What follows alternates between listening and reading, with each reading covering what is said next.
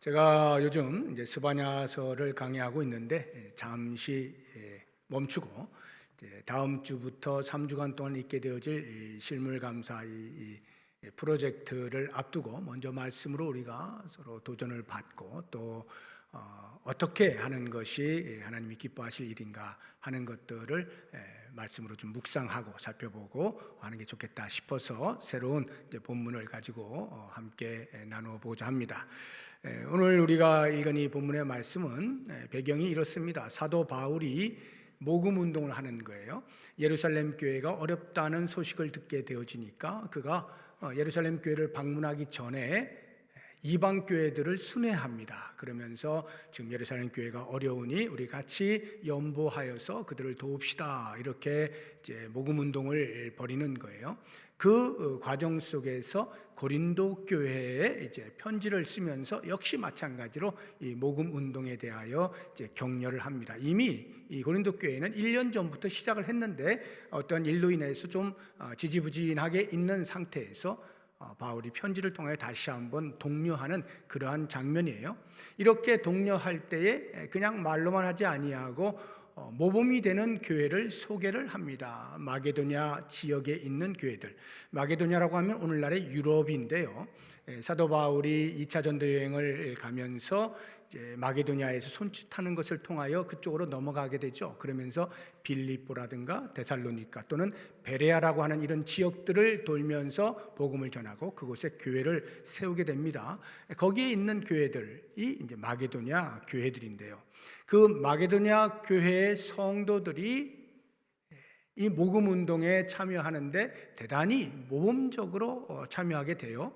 그래서 그것을 모범 삼아서 이렇게 너희들도 하면 좋겠다라고 하는 것인데요. 이 마게도냐 교회 성도들이 보여준 모금 운동의 모범은 단순히 그 당시에 고린도 교회 성도들에게만 들려질 말씀이 아니고 오늘날 이 땅에 있는 모든 교회들, 하나님께서 우리에게 맡기신 거룩한 봉사의 사역, 구제의 사역을 하는 일에 있어서 모든 교회가 모범으로 삼을 만한 아주 훌륭한 모습들을 우리가 발견할 수가 있어요. 그래서 이 마게도냐 교회 성도들의 삶을 우리도 한번 살펴보면서 우리의 나눔의 삶에 도전을 받고자 합니다. 먼저 이 마게도냐 교회 성도들의 삶은 한마디로 표현하면 역설적 삶이다. 이렇게 표현을 할 수가 있습니다. 그 역설이 2절에 두 가지로 나오게 되는데요. 그 첫 번째가 2절 보시면 환난의 많은 시련 가운데에서 넘치는 기쁨이 있었다 하는 것입니다. 환난으로 인하여서 시련이 있는데 아주 큰 시련을 겪게 되어집니다. 그러면 우리가 보통 반응을 할 때 그 환난 가운데에서 이제 힘드니까 신음을 하게 돼 있죠. 또는 두려운 마음을 갖게 되어 있고 또는 낙심하게 되어집니다. 왜 예수를 믿는데 이렇게 힘든가 하면서 두렵고 낙심하는 이런 마음을 갖게 되는데 이게 정상인데 마게도냐 교회 성도들은 그렇게 하지 아니하고 오히려 기쁨이 넘쳤다라고 표현하고 있습니다. 외부적으로는 환난이 오는데 이 속에서는 넘치는 기쁨으로 주체할 수 없는 이러한 역설의 삶을 살았던 것을 볼 수가 있고 또 다른 하나의 역설의 삶은요, 다시 2절 뒷부분을 보시게 되면 극심한 가난이 그들의 풍성한 연보를 넘치도록 하게 했다 하는 것인데요. 극심한 가난도 그냥 가난이 아니라 아주 힘든 그런 가난이 왔어요. 그러면 예를 들어서 저쪽 교회가 굉장히 어렵다고 하는데 좀 도웁시다 라는 말을 듣게 되면 어떻게 돼요? 마음에 아니 우리도 힘든데 라고 하면서 자연히 인색한 마음이 들 수밖에 없어요. 좀 더 심해지면 내가 이렇게 힘든데 누굴 생각하란 말인가 하고 불평을 하게 되어 있죠. 이게 정상적인 반응이에요. 그런데 마게도냐 교회 성도들은 그렇게 하지 않고 오히려 풍성한 연보를 넘치도록 했다는 거예요. 역설입니다. 도저히 일반적인 생각으로는 상식으로는 납득이 되지 않는 그러한 삶을 사는데요. 이게 바로 기독교예요. 기독교는 역설의 삶을 삽니다. 그래서 사도 바울이 자신의 삶도 이와 같다라고 하는 고백을 하는 것을 볼 수가 있는데요. 고린도서 6장 10절을 한번 보면 같이 읽어보겠습니다.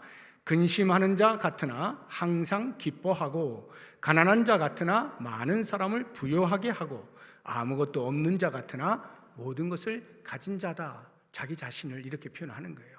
나 이런 사람이다 라고 말하고 있는 거예요.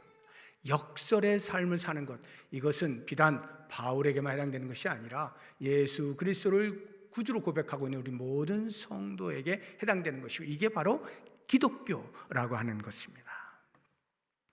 자, 그러면 이제 연보에 좀 집중해서 그들이 풍성한 연보를 하였다라고 했는데 3절 보면 좀 더 구체적으로 표현이 되어 있어요. 3절에 내가 증언하노니 그들이 힘대로 할 뿐 아니라 힘에 지나도록 자원했다, 이렇게 표현하고 있어요. 힘에 지나도록 자원하여 드렸다 하는 것입니다. 당시 유대교가 지배하고 있던 그 유대교 사상으로 보면 종교적 의무가 세 가지가 있어요. 하나는 기도하는 것입니다. 두 번째는 금식하는 것이고, 세 번째가 구제하는 거예요. 이 세 가지가 종교적 의무 행위예요. 반드시 해야 되는 것입니다. 구제가 이렇게 나누고 하는 이 구제가 의무 사항이었어요. 그런데 이게 신약으로 넘어오게 되면서 예수 그리스도 안에서 개념이 바뀌었습니다. 그래서 헌금의 행위 가운데에서 11조를 제외하고는 전부 자원하는 헌금으로 그렇게 독려하는 것을 볼 수가 있습니다. 우리 고린도후서 9장 7절 한번 보겠습니다. 각각 그 마음에 정한 대로 할 것이요 인색함으로나 억지로 하지 말지니 하나님은 즐겨내는 자를 사랑하시느니라. 해서 자원하여 헌금하도록 독려하는 것을 볼 수가 있어요. 그런데 11조는 다릅니다. 11조는요 의무 헌금이에요. 오늘날에도 의무 헌금으로 분류가 되어 있어요. 의무라고 하는 것은 마땅히 해야 되는 것이다, 이런 말이에요. 대한민국의 남자가 국방의 의무를 가지고 있잖아요. 피할 수 없어요. 마땅히 해야 되는 거예요. 그런 것처럼 11조 생활은 성도된 자는 마땅히 해야 될 의무예요. 그래서 기본입니다.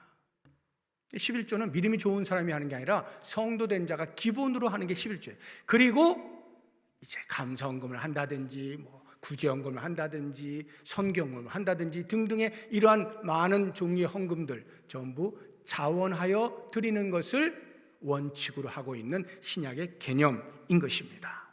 자, 그러면 자원하여 드린다라고 하는 말의 의미가 뭡니까? 의무라고 하는 것은 내가 힘들거나 힘들지 않거나 상관없이 무조건 해야 되는 거예요. 그러니까 힘들 때 만약 그러한 요구가 오면 짐이 되는 거예요. 무겁죠. 굉장히 무겁습니다. 자원한다는 것은 짐이 아닌 거예요.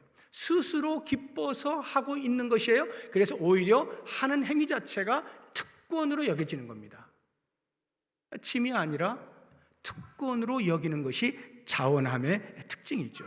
그러면 지극히 가난했다라고 하는 그 마게도냐 교회 성도들이 어떻게 해서 풍성한 연보를 자원하여 스스로 기뻐서 그렇게 동참할 수 있었을까? 이에 대해서 제가 묵상을 해보니까 오늘 말씀 가운데서 두 가지 이유를 찾아볼 수가 있겠던데, 하나는 종의 신분에 대한 분명한 인식이 있었기 때문에 가능했다 하는 것을 보게 되어집니다. 5절을 한번 보십시오. 우리가 바라던 것뿐 아니라 그들이 먼저 자신을 주께 드리고, 이렇게 표현되어 있죠. 그들이 자신을 먼저 주께 드리고, 먼저 자신을 주께 드렸다 하는 이 표현을요 이렇게 혹시 오해하시면 안 됩니다. 그들이 마음 먹고 작정하여서 그래, 내가 어차피 기왕에 예수를 믿기로 한 것 대충 믿기 싫어, 나도 한번 제대로 한번 믿어보자. 하나님이여 저를 드립니다. 저를 받으십시오. 저를 마음껏 사용해 주십시오. 이렇게 자신의 것을 제대로 믿어보겠다라고 바치는 개념으로 오해를 하시면 안 돼요. 지금 이 표현은요 내가 더 이상 내 것이 아니고 주님이 나의 주인이십니다 라고 하는 고백을 하고 있는 거예요. 그래서 사도 바울도 그런 고백을 하고 있죠. 갈라디아서 2장 20절을 보면 이렇게 고백합니다.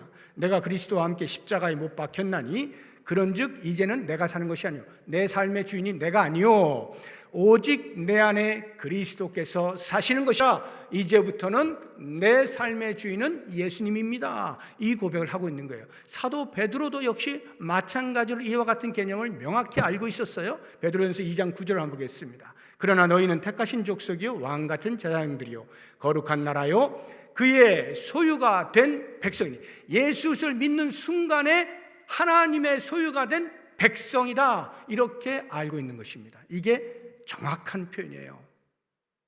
우리가 예수를 믿었다, 하나님 나라의 백성이 되었다, 이 말은 전부 주님의 소유가 되었다는 의미와 같은 것입니다. 소유라고 하는 게 무슨 말이에요? 내 생명의 여탈을 쥐고 있다, 이 말이죠. 마치 과거에 노예제도가 있었을 때 종의 생사 여탈권이 주인에게 있는 것처럼, 우리가 주님의 소유가 되었다라고 하는 말은 주님이 나의 생명의 여탈, 생명을 죽이고 살리고 하는 이 모든 권한을 주님이 가지고 계신다, 이 말입니다. 자, 그러면 생명의 주인이신 주님께서 종된 우리가 가지고 있는 재산에 대한 권리는 어떻게 되겠어요? 다시 한번 5절 뒷부분을 보시게 되면 이렇게 표현하고 있죠. 또 하나님의 뜻을 따라 우리에게 주었도다. 하나님의 뜻을 따라 사도 바울에게 모금한 것을 전달했다, 이 말이에요. 그러니까 이들은 자기들이 가지고 있는 재산, 극심한 가난이니까 얼마가 됐겠어요? 아주 적은 거였겠죠. 그런데도 불구하고 그것이 주님께서 우리에게 맡기신 재물이다 라고 본 것입니다. 그러니 맡기신 재물, 주인이 원하는 곳에 사용하는 것 당연하다라고 생각하는 것입니다. 주님이 원하시는 곳이 어딜까요? 많이 있겠습니다. 그 가운데 이 나눔과 관련되어서 하나님의 마음을 읽어본다면, 잠언에 보시면 14장 31절에 이렇게 나옵니다. 가난한 사람을 학대하는 자는 그를 지으신 이를 멸시하는 자요, 궁핍한 사람을 불쌍히 여기는 자는 주를 공경하는 자니라. 하나님께서는 가난한 자, 약한 자, 소외된 자, 무시받는 자, 사회적 약자들에 대하여 관심이 많으시고 그들을 돌보시길 기뻐하신다, 이 말이에요. 그러면 그의 종된 우리들도 역시 그들을 위하여 우리에게 맡겨진 재물을 사용하는 것이 마땅하다 하는 것이죠. 예수님께서 이 땅에 오셨을 때 사명이 무엇이었나요? 누가복음을 보게 되면 예수님이 이렇게 표현합니다. 4장 18절에 주의 성령이 내게 임하셨으니 이는 가난한 자에게 복음을 전하게 하시려고 내게 기름을 부으시고 나를 보내사 포로된 자에게 자유를, 눈먼 자에게 다시 보게 함을 전파하며 눌린 자를 자유롭게 하고, 한마디로 표현하면 영적으로 육적으로 갇힌 자들을 풀어주는 해방의 역할을 하시기 위하여 예수님이 이 땅에 오셨다는 거예요. 그러면 영적으로는 당연히 죄 가운데서 우리를 구원하시는 것이 될 것이고, 육체적으로는 힘들고 어렵고 가난한 이런 것들에서부터 해방시켜 주시겠다는 거죠. 예수님의 마음이에요. 그러면 그의 종된 우리들도 역시 마찬가지로 우리의 주변에 가난한 자들을 향하여 외면하면 안 된다는 것이죠. 그들에게 맡겨진 재물을 사용하는 것, 주님이 기뻐하실 행위가 되는 것이죠. 이렇게 그들은 자신의 신분이 종이라고 하는 것을 인식하고 종으로서 주인이 기뻐하실 일에 동참하는 것이 마땅한 도리임을 알았기 때문에 극심한 가난 가운데서도 그 가운데서도 나누어서 베풀 수 있는 마음이 생길 수 있었다 하는 거예요. 이 종된 도리, 다른 말로 표현하면 성도의 사명, 교회의 사명이 되는 것입니다. 그래서 우리 교회가 5개의 5대 핵심 사역이 있잖아요. 예배, 교육, 선교, 봉사, 교제. 그 가운데 올해가 우리가 봉사로서 세상을 착한 행실로 한번 섬겨보자 라고 하는 거잖아요. 이 섬김, 나눔, 베품, 이것은 해도 되고 안 해도 되는 것이 아니라 우리 교회의 사명이다. 사명이니까 반드시 완수해야 된다. 이 사실을 알고 있었던 마게도냐 교회 성도들이 가난한 가운데서도, 극심한 가난 가운데서도 힘을 다하여서, 아니 힘에 넘치도록 자원하여 풍성한 연보를 할 수 있었던 것이죠. 이제 또 다른 하나의 이유를 제가 말씀을 드리고자 하는데, 이게 정말 중요해요. 이 두 번째 이유, 그건 뭐냐 하면 나눔이 곧 은혜임을 인식하였기 때문에 할 수 있었던 거예요. 나눔이 곧 은혜다. 나눔과 은혜의 상관관계를 우리가 좀 이해할 필요가 있는데, 제가 시간이라고 하는 개념을 그 속에 집어넣어서 한번 몇 가지 다른 표현들을 해보겠습니다. 만약에 과거라고 하는 시간을 집어넣어서 이 나눔과 은혜의 상관관계를 표현한다면 이렇게 되는 것입니다. 하나님께서 우리에게 베푸신 은혜, 과거에 우리에게 베푸신 은혜가 너무도 커서 그에 대한 감사의 표현으로 나눈다 하는 것이에요. 우리가 기본적으로 사람 된 도리라고 한다면 충분히 이해가 되는 것이죠. 받은 바 은혜가 커요. 그런데 입을 닫고 다른 사람에 대해서는 인색하게 군다면 그건 사람 된 도리가 아니죠. 기본적으로. 그러니까 일반적으로 우리가 누구나 이해 가능한 이야기, 받은 바 은혜가 크면 그것을 나누는 것 지극히 당연하게 봅니다. 만약에 은혜와 나눔의 상관관계를 이제 과거라고 하는 시간을 가지고 한번 표현을 해본다고 하면, 미래라고 하는 시간을 가지고 한번 표현을 해본다고 한다면 이렇게 돼요. 하나님께서 우리에게 베푸실 은혜를 기대하고 나누는 거예요. 우리에게 베푸실 은혜를 기대하고 나눈, 다시 말하면 우리의 나눔의 행위를 하나님께서 보시고 어여삐 보셔서 아이고 너 너무 잘했다 하고는 은혜를 베푸실 것을 기대하고 한다 이 말이에요. 우리의 자녀들이 부모에게 용돈을 타고자 할 때 그냥 엄마 아빠 용돈 줘 이렇게 하는 것보다는 아침에 조금 일찍 일어나가지고 밖에 나가가지고 아빠의 구두를 열심히 반짝반짝 빛나게 닦아주고 아빠 부르면 무슨 말인지 알아듣잖아요. 그럼 아빠가 용돈을 줄 때 분명히 이 아이는 구두를 닦는 행위가 용돈을 잘 타기 위한 것인 줄 알지만 부모의 눈에는 그것이 어여삐 보이는 거예요. 야, 그래 네가 그렇게 또 수고를 하면서 이렇게 요구하는구나 하고는 줄 용돈보다 더 많이 줄 수가 있겠죠. 분명히 거래적 행위라는 것을 알면서도 부모는 그게 기쁜 거예요. 흐뭇한 거예요. 우리 하나님 그러시지 않겠어요? 우리가 나눔의 행위를 통하여서 하나님께서 돌보실 연약한 자들, 가난한 자들, 이런 자들을 우리가 나눔을 통하여 했을 때, 그리고 하나님 은혜 베푸시옵소서 하면 우리 하나님께서 모른 척 하시겠어요? 야, 너 나하고 거래하냐? 이렇게 외면하시겠어요? 아닙니다. 하늘문 여시고 그래 네가 참 그렇게 내가 기뻐하는 일들을 하고 있구나 하고 은혜를 베풀어 주실 것이다 이 말이죠. 나눔과 은혜의 상관관계예요. 근데 이제 제가 현재라고 하는 시간 개념을 가지고 다시 한번 표현을 해보겠습니다. 이게 정말 중요한 거예요. 나눔이 곧 은혜다. 나눔이 곧 은혜다. 나누는 나의 행위가 곧 하나님께서 은혜를 베푸시는 것이다. 이것을 우리가 잘 이해할 필요가 있어요. 지금 마게도냐 교회 성도들이 이 사실을 명확하게 인지한 것입니다. 나눔이 은혜다라고 하면 사실상 산술적으로나 논리적으로는 맞지가 않아요. 모순이에요.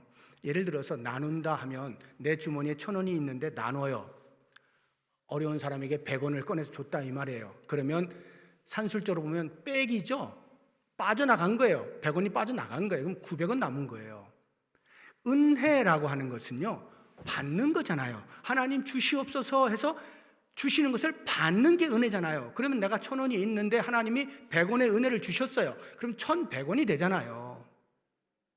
그러면 나누면 900원이 되고 은혜를 받으면 1,100원이 되는데 900원과 1,100원은 분명히 다르잖아요, 산술적으로. 그런데 나눔이 곧 은혜다, 900원이 1,100원이다 라고 말을 하고 있다 이 말이에요.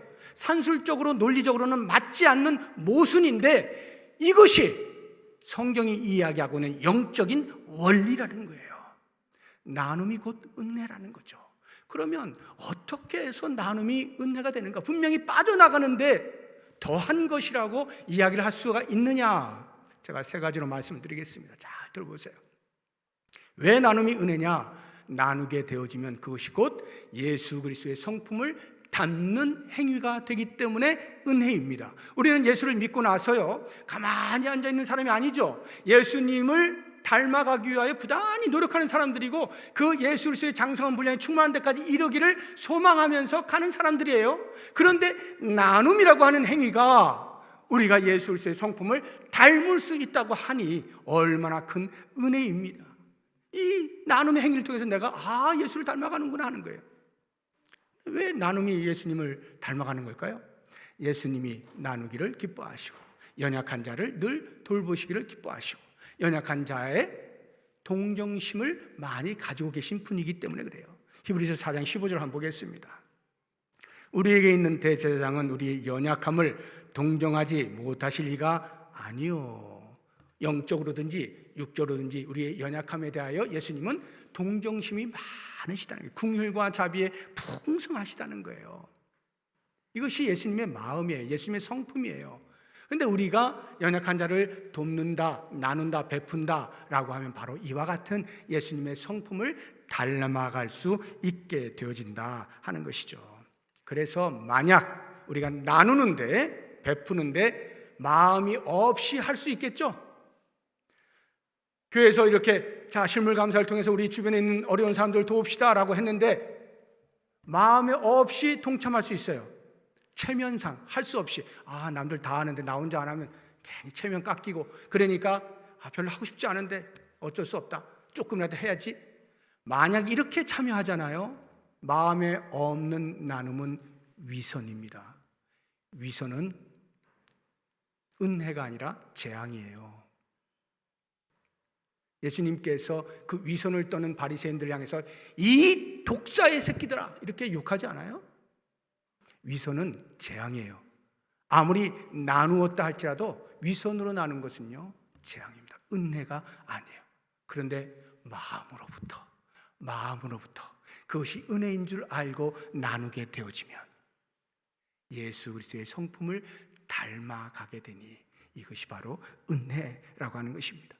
두 번째로 왜 나눔이 은혜인가? 나눔은 곧 복받는 행위가 되기 때문에 그렇습니다. 이것은 예수님께서 직접 하신 말씀은 아닌데 사도 바울이 직접 들었거나 아니면 누군가로부터 들은 말로 예수님이 이렇게 가르치셨다라고 하신 말씀이 있어요. 사도행전 20장 35절 보시게 되면 범사에 여러분에게 모본을 보여준 바와 같이 수고하여 약한 사람들을 돕고 또 주 예수께서 친히 말씀하신 바 주는 것이 받는 것보다 복이 있다. 주는 것이 받는 것보다 복이 있다. 주면 빼기가 되는데 받으면 더하기가 되는데 뺀 것이 오히려 복이 있다라고 예수님께서 가르쳐 주셨다 하는 것입니다. 여러분, 누가 부자고 누가 가난한 자입니까? 절대적 부자, 절대적 가난한 자는 사실상 없죠. 이 땅에서 우리가 부자다, 가난하다라고 말하는 것은 다 비교에 의해서 가능한 얘기예요. 두 사람을 놓고 보니까 이 사람이 재물이 더 많아, 그러니까 부자고, 재물이 없어요, 그러니까 가난한 자거든요. 비교에 의해서 부자와 가난한 자예요. 그런데 정작 성경이 말하고 있는 부자, 가난한 자는 누구냐? 가진 것이 있어도 나눌 줄 모르면 가난한 자고, 가진 것이 별로 없는데 나눌 줄 알면 그 사람이 부자예요. 왜? 나눌 줄 아는 사람은 풍요의 심리를 가지고 있어요. 나눌 줄 모르는 사람은 부족의 심리를 가지고 있어요. 아무리 많은 재산을 가지고 있어도 부족하다라고 느껴지게 되면 나누는 것이 아까운 거예요. 나누면 빠져나가니까요. 그러니까 아까워서 못 나눠요. 아무리 많은 재물을 가지고 있어도 여전히 부족해. 부족한 삶을 사는 거예요. 가난한 자로 사는 거예요. 그런데요, 콩 한쪽밖에 없네. 그런데도 불구하고 그 콩 한쪽, 내가 한쪽이 있구나, 반 나누면 나눌 수 있겠네. 반 쪼개가지고 필요한 자에게 반을 나누어 줄 때, 콩 하나밖에 없는 지극히 가난한 사람인데도 불구하고 나눌 줄 아는 부유한 사람이라 이 말이에요. 풍요의 심리를 가지고 사는 사람이에요. 가난한데도 불구하고 부자로 살아가는 거예요. 진정한 부자가 누구냐? 주는 자, 나누는 자가 부자다 이 말이에요. 그게 곧 은혜라고 하는 거예요. 또 하나, 왜 이게 복받는 행위냐? 나누는 게 왜 복받는 행위냐? 나누어야, 내 주머니가 비어야 그 빈 만큼 주님께서 채우시기 때문에 그래요. 이게 놀라운 성경의 원리입니다. 그래서 예수님 사역하실 때 보면 오병이어 그 기적 사건 아시잖아요.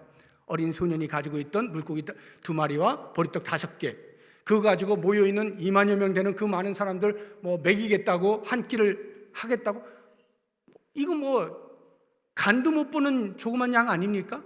그런데도 불구하고 그것을 드릴 때, 내어놓을 때, 나눌 때 어떤 일이 벌어집니까? 다 먹고도 12광주가 남는 풍요로움을 경험하지 않습니까? 하나님께서 채우시는 거예요. 채우시는 거예요. 실제로 이와 같은 일이 구약에 사르밧에 살고 있는 과부의 집에서 일어났잖아요. 엘리야가 그리로 도망을 가지 않습니까? 거기 가서 이제 오랜 여행을 하니까 목이 말라서 물 한 그릇 주시오 하니까 물 가지러 가는데 잠깐 하면서 나 지금 배가 고픈데 떡도 좀 한쪽 주시지요. 그 사르밧 과부가 어이가 없어 하는 거예요. 왜냐하면 자기들도 쫄딱 굶고 있거든요. 마지막 지금 남아있는 게 가루 한 움큼, 밀가루 한 움큼, 그리고 그거 부쳐 먹을 수 있는 기름 한 방울, 요거 남아있어요. 자기 아들하고 지금 막 해먹고 이제 죽으려고 하는데 이 사람이 어디선가 갑자기 나타나가지고 물뿐만 아니라 이렇게 떡도 달라고 하니 참 어이가 없잖아요. 그래서 아니 이거 나 먹고 끝나는데 이렇게 이야기하니까 엘리야가 말하는 게 내 말 들어보시오. 가지고 와 보세요. 내가 먹고 또 분명히 남을 테니까 당신 그리고 당신 아들에게 먹이면 됩니다. 계속 아마 먹을 수 있을 겁니다. 그래서 이 사르밧에 있는 과부가 그 말을 신뢰하고 갖다 드리는 거예요. 나누는 거예요. 이제 그거 먹으면 끝나는데 그거 나눈 거예요. 어떤 일이 벌어졌을까요? 열왕기상 보겠습니다. 17장 15절 이하인데요. 그가 가서 엘리야의 말대로 하였더니 그와 엘리야와 그의 식구가 여러 날 먹었으나, 그 다음 같이 읽어봅니다. 여호와께서 엘리야를 통하여 하신 말씀같이 통에 가루가 떨어지지 아니하고 병에 기름이 없어지지 아니하니라. 누가 채우신 거죠? 하나님이 채우시는 거예요. 내 걸 꺼내서 비워버렸어요. 이제 없어요. 그런데 하나님이 그 빈자리를 채우신다 이 말이에요. 나눌 때 하나님이 채우시는 은혜를 경험하게 되는 거예요. 나누어야 그 자리에 하나님의 은혜가 있는 거예요. 나누지 않고 지금 우리 형편이 이런데 우리 형편이 이래서 이거는 가지고 있어야 되고 이건 이렇게 보관해야 되고 하나님의 은혜가 들어갈 자리가 없는 거예요. 우리가 안 나누면요, 그래 알았어 너희들 잘 계산해서 살아라, 하나님의 은혜를 경험하지 못해. 우리가 하나님을 섬기며 하나님 앞에 살아가는 존재임에도 불구하고 하나님의 은혜를 경험하지 못하면 그것보다 더 재앙이 어디 있어요. 그런데 나누잖아요. 나누면 하나님의 은혜가 그 빈자리를 채우게 되는 거예요. 그래서 이것을 은혜라고 표현하는 거예요. 왜 나눔이 은혜냐? 한 가지 더, 미래를 준비하는 행위이기 때문에 은혜라고 표현을 하는 거예요. 미래를 준비한다. 이 땅에 없어질 재물을 가지고 이제 우리가 잠시 살다가 가게 되어지면 영원히 하나님 나라에서 살게 되어질 텐데 그 영원히 살게 되어진 하나님 나라의 삶을 준비하는 행위가 나눔이라고 하는 것입니다. 그러니 그 없어질 잠깐의 재물을 가지고 영원히 살 것을 준비할 수 있는 게 은혜가 아니고 무엇입니까? 예수님께서 산상수훈에서 이렇게 말씀하시잖아요. 우리 마태복음 한번 볼까요? 6장 20절 보게 되면 오직 너희를 위하여 보물을 하늘에 쌓아두라. 보물을 하늘에 쌓아두라 하잖아요. 어떻게 하는 게 하늘에 쌓아두는 거예요? 우리의 재물 어떻게 어디다 놔둬야 하늘에 쌓아두는 게 됩니까? 나눔이 하늘의 보물을 쌓는 행위가 되는 거예요. 왜요? 그 이유가 여기에 나옵니다. 잠언 한번 보겠습니다. 19장 17절인데 가난한 자를 불쌍히 여기는 것은 여호와께 꾸어드리는 것이니 그의 선행을 그에게 갚아주시리라. 우리가 나누는 행위, 베푸는 행위는 곧 여호와께 대하여 꾸어주는 행위가 된다는 거예요. 꾸어준다는 말은 언젠가 갚음을 받는다는 것이겠죠. 우리는 인간 사회에서 이렇게 돈을 주고받고 하다가 떼이는 경우가 있잖아요. 어쩔 수 없이 원치 않지만 없어서 못 주는 경우가 있어요. 그럼 떼이잖아요. 얼마나 가슴이 쓰려요. 그런데 우리 하나님께 꾸어드리는 것은요, 하나님은 모든 것을 다 가지고 계신 분이고 하나님은 기억이 생생하신 분이잖아요.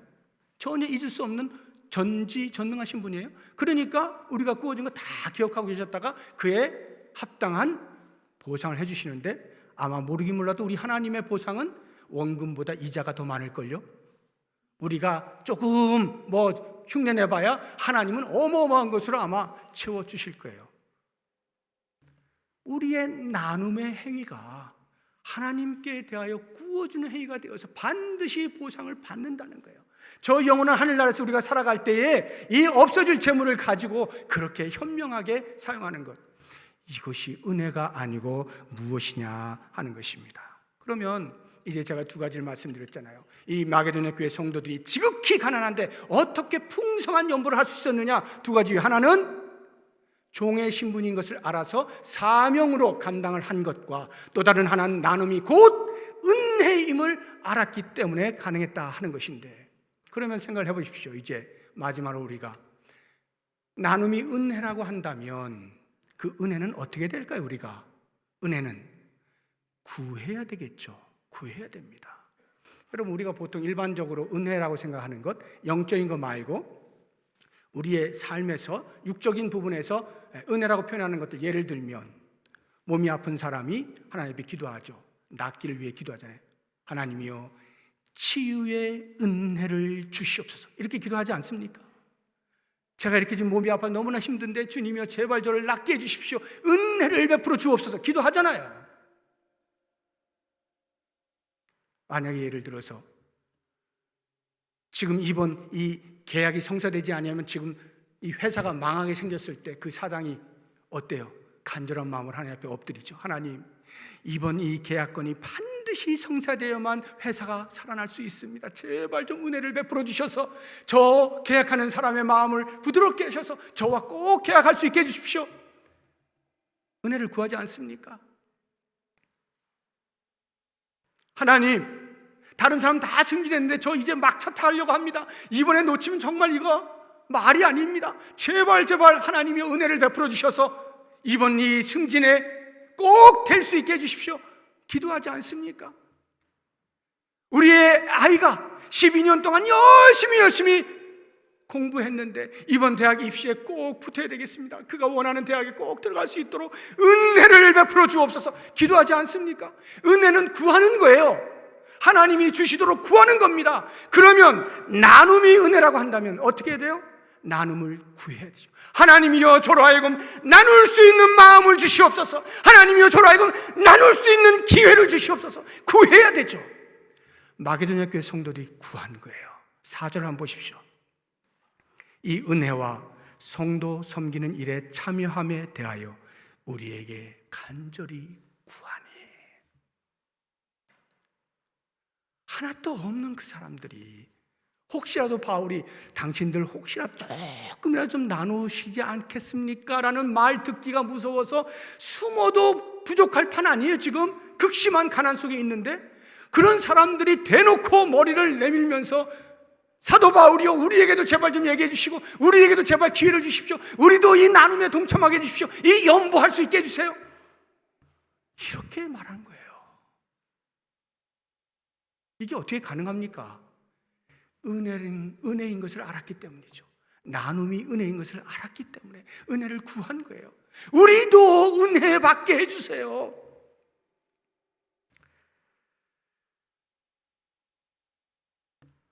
이 성경에서 그래서 그들이 얼마나 큰 은혜를 받았느냐에 대해서는 기록하고 있지 않아요. 아마 모르긴 몰라도 우리 독자들에게, 우리 성도들에게 그들이 누렸을 은혜를 상상하라고 여지를 남겨두신 것 같아요. 제가 상상을 해봤어요. 야, 이 사람들은 어느 정도 은혜를 받았을까? 상상이 안 돼요. 너무 큰 은혜를 받았을 것 같아요. 왜? 콩 한쪽 있는데 그게 나눌 게 뭐가 있냐고, 그 콩 한쪽을. 그런데 이들이 반쪽을 쪼갰다니까요. 그랬을 때에 찾아오는 기쁨과 감격과 나눌 수 있다라고 하는 이 풍요함, 이걸 무엇으로 비교할 수 있을까요? 어마어마한 은혜를 누렸을 거예요. 사랑하는 성도 여러분, 우리는 올해 착한 행실로 세상을 섬겨보자고 같이 마음을 모아서 하나씩 시행하고 있어요. 지금 다 했어요. 이제 맨 처음에 우리 시작한 저금통 나누기 이제 11월 말이나 12월 초 정도까지 이렇게 마감하고 이제 시행하면 이 실물 감사하면 끝이 납니다. 이번에 이 실물 감사의 그 대상, 이미 제가 광고 시간에 말씀드렸습니다만 주로 주 타겟이 이 한남노예 산하에 있는 약한 교회들이에요. 한남노예의 104개의 교회가 있습니다. 등록된 교회가 104개의 교회가 있는데 제가 이렇게 세보니까 미조직교회, 당회가 없는, 그러니까 장로님들이 없는 교회가 57개 교회예요. 반이 넘습니다. 장로님이 한 분 정도 있는 이런 교회까지 이렇게 합하면요 3분의 2. 그런 교회는 다 재정적으로 어렵다고 보시면 됩니다. 다 어려운 교회예요. 3분의 2가 어려운 교회예요. 우리 교회는 그동안에 매년 많은 것은 아니지만 실물 감사를 통해서 지원을 해왔어요. 우리 한남로에 산하에 구제부가 있거든요. 그 구제부에 전달을 해서 구제부에서 적당하게 이렇게 배분을 해서 나누었어요. 매년 이렇게 했는데 올해 제가 노회에 참석하니까 그 구제부장이 저를 찾아와서 하는 말이 올해도 부평동북교회에서 합니까? 이렇게 묻더라고요.